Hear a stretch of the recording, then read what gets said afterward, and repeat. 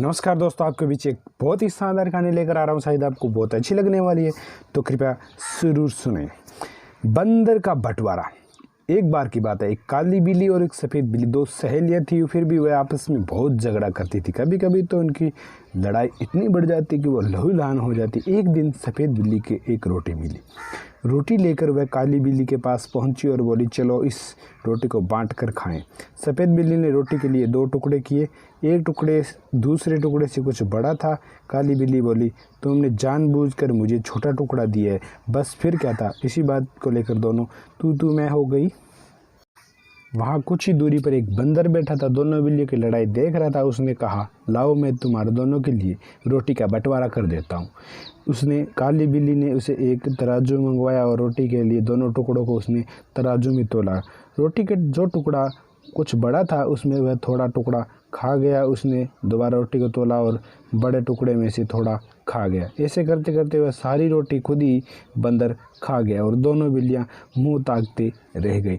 तो उन्होंने झगड़ा करके बंदर ने उस झगड़े का फ़ायदा उठाया, तो उनका अपना जो हिस्सा था वो हिस्सा नहीं ले पाए और उसका हिस्सा जो वो बिल्ली ने ले लिया। और इसी प्रकार दोस्तों, हमें अपने छोटे बड़े से कुछ फ़र्क नहीं पड़ता है, तो कृपया अपनी समानता से कुछ कार्य करना चाहिए। चलिए दोस्तों, अब एक कहानी की ओर बढ़ते हैं। सच्ची मित्रता। दो मित्र थे, रामू और श्यामू। दोनों लकड़हारे के बेटे थे। वह जंगल जाकर लकड़ियाँ काटते थे। एक दिन जब वह जंगल में लकड़ियाँ काटने पहुंचे तो एक दूर से भालू आता दिखाई दिया। बचाव का बस एक ही तरीका था कि सामने एक पेड़ था, उस पर चढ़ जाएं। श्यामू ने छलांग लगाकर पेड़ पर जा बैठा।